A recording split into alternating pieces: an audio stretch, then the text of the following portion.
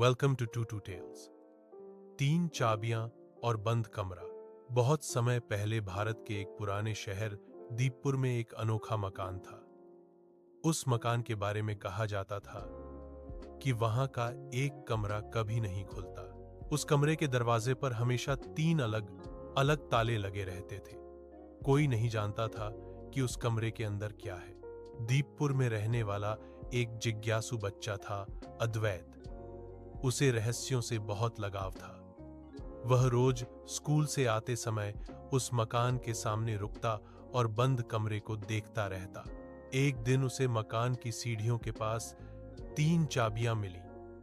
पहली चाबी सोने की थी, दूसरी चांदी की और तीसरी लोहे की। हर चाबी पर कुछ शब्द खुदे थे।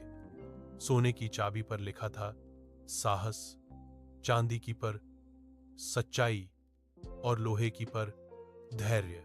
अद्वैत ने सोचा कि ये चाबियां उसी बंद कमरे के लिए हैं। रात को जब सब सो गए, वह चुपके से मकान में घुस गया। उसने पहली ताले में सोने की चाबी डाली। ताला खुल गया, लेकिन दरवाजा नहीं खुला। उसने दूसरी ताले में चांदी की चाबी डाली। ताला तो खुल गया, पर दरवाजा फिर भी बंद रहा। अब सिर्फ तीसरा ताला बचा था। जैसे ही अद्वैत ने लोहे की चाबी घुमाई, दरवाजा धीरे धीरे खुलने लगा। अंदर कोई खजाना नहीं था, न सोना चांदी। वहां एक आईना रखा था।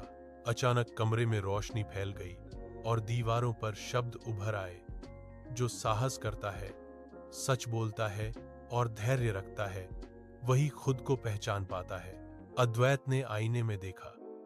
उसे अपना चेहरा नहीं, बल्कि अपने अच्छे और बुरे कामों की झलक दिखाई देने लगी।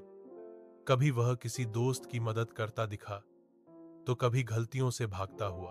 उसी पल उसे समझ आया कि बंद कमरा असल में उसके अंदर का कमरा था, जिसे खोलने के लिए तीन चाबियां चाहिए थीं। अगली सुबह अद्वैत ने वो चाबियां वहीं रख दी, ताकि कोई और बच्चा भी उन्हें पा सके। लेकिन आश्चर्य की बात यह थी कि कुछ दिनों बाद वह मकान ही गायब हो गया। दीपपुर में आज भी लोग कहते हैं, वह मकान वहीं दिखाई देता है, जहां कोई बच्चा खुद को समझने की कोशिश करता है। सीख, मोराल, सच्चा खजाना बाहर नहीं, हमारे भीतर छिपा होता है।